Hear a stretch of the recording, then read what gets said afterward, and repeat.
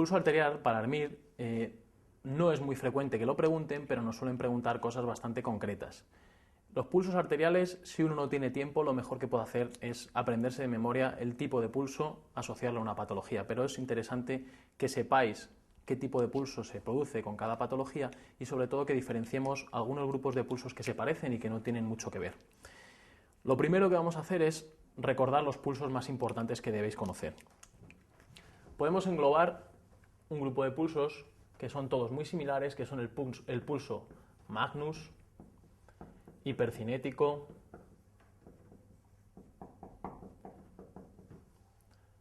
en martillo de agua,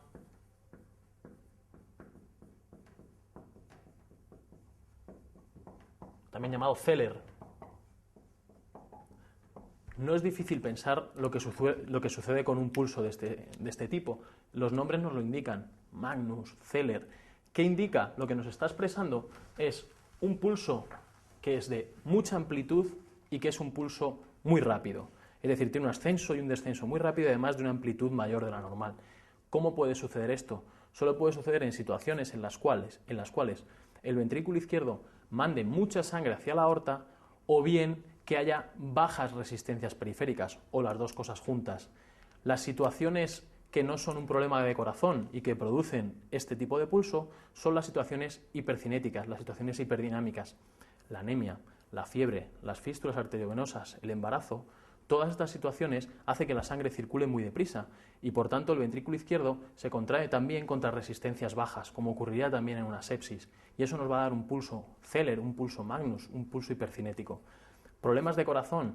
La más llamativa para tener un pulso Magnus es la insuficiencia aórtica severa. Pensad que el ventrículo izquierdo está muy lleno por lo que le viene desde la aurícula izquierda, más lo que le viene desde la aorta por el flujo que regurgita en la insuficiencia.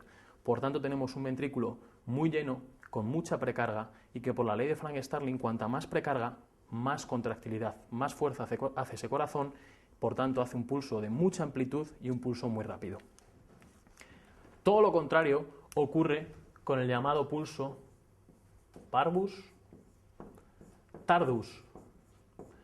Este pulso, el nombre lo dice, es un pulso pequeño y que además es más prolongado. Debéis asociarlo siempre a la estenosis aórtica. La estenosis aórtica es una obstrucción fija a la salida del ventrículo izquierdo. Cuando esa obstrucción es muy importante, cuando la estenosis es severa, ¿qué ocurre? Que el ventrículo izquierdo, por mucha fuerza que tenga, no va a poder superar bien esa obstrucción y nunca vamos a tener un pulso de amplitud normal. Por eso es pequeño, es parvus. ¿Cómo compensa el corazón si no puede hacer una amplitud normal? Alargando la sístole. Alargando la sístole tenemos el pulso tardus. Parvus tardus, estenosis aórtica severa. No podéis confundir dos grupos de pulsos que son muy semejantes y que no tienen nada que ver. Son, por un lado, el bisferiens con el dícroto.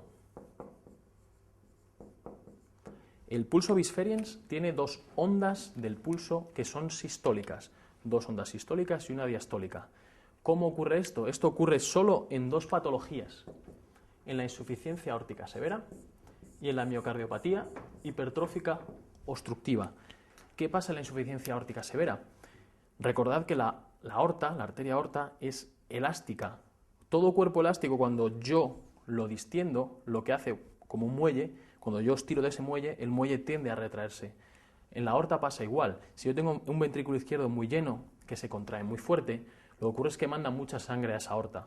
Lo que pasa es que distiende la aorta. Entonces empezaría a mandar ese volumen de sangre y cuando la aorta reacciona y se contrae, nos daría el primer pico sistólico del pulso bisferiens.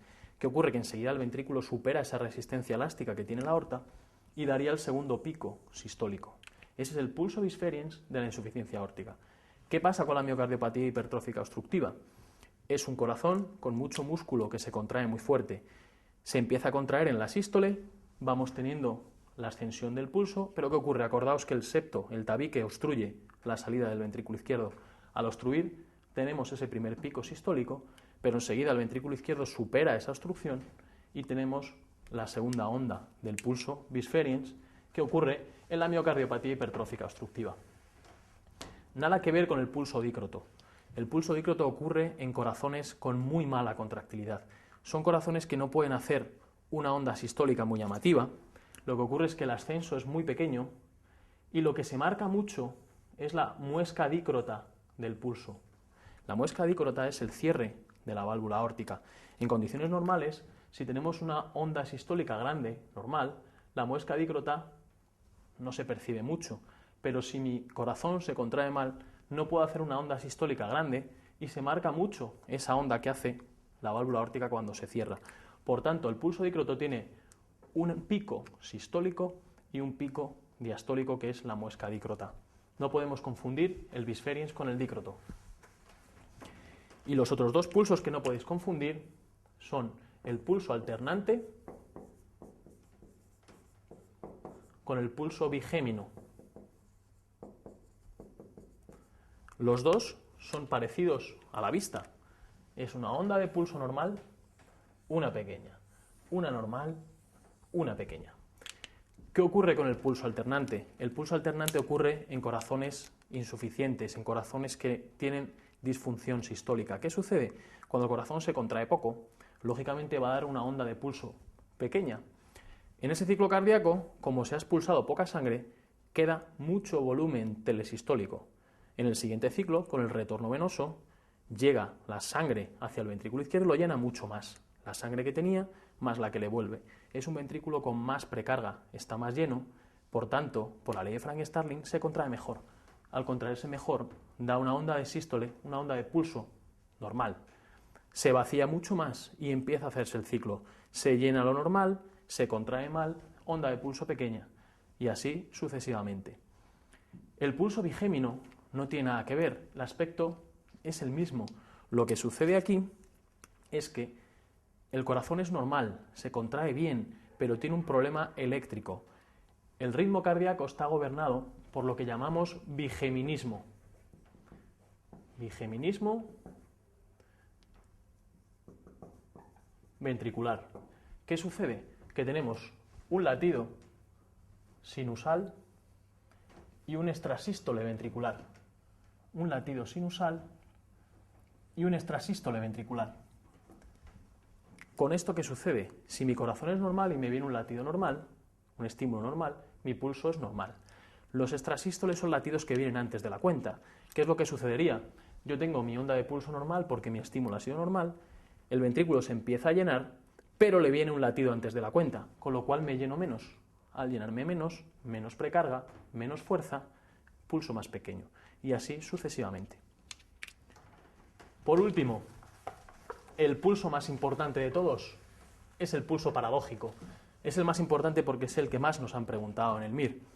El pulso paradójico supone exagerar algo que nos ocurre a todos. El pulso paradójico nos dice que con la inspiración cae la presión arterial sistólica en más de 10 milímetros de mercurio. ¿Qué es lo que nos pasa a todos en condiciones normales?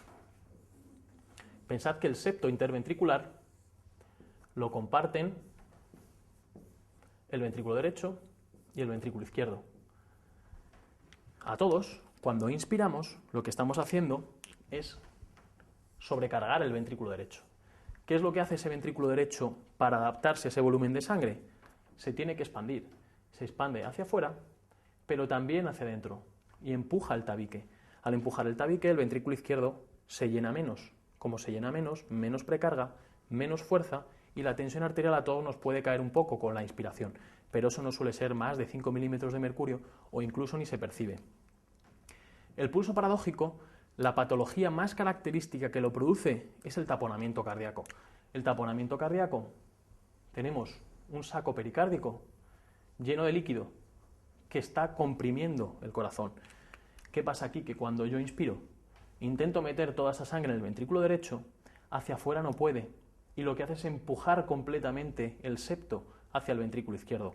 Ahora limitamos mucho el llenado del ventrículo izquierdo y su sístole va a ser más pobre porque tiene mucha menos precarga y cae la presión arterial sistólica por debajo de 10 milímetros de mercurio. Por supuesto que el pulso paradójico no es exclusivo para nada del taponamiento cardíaco.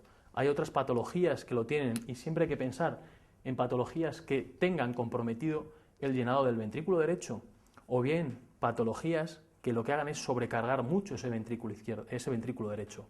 Por ejemplo, un asmático severo, un EPOC severo o un tromboembolismo pulmonar severo, la clínica es de una disnea muy súbita y muy importante. Con esa disnea tan importante estamos haciendo mucho trabajo respiratorio, mucha presión negativa y mucha sobrecarga de volumen hacia las cavidades derechas, con lo cual podemos desplazar mucho el tabique y tener un pulso paradójico sin que sea un problema de corazón. Si nos vamos a las respuestas, el pulso parvus suele indicar un gasto cardíaco elevado o resistencias periféricas disminuidas, eso es falso. Un pulso parvus tiene que ser todo lo contrario.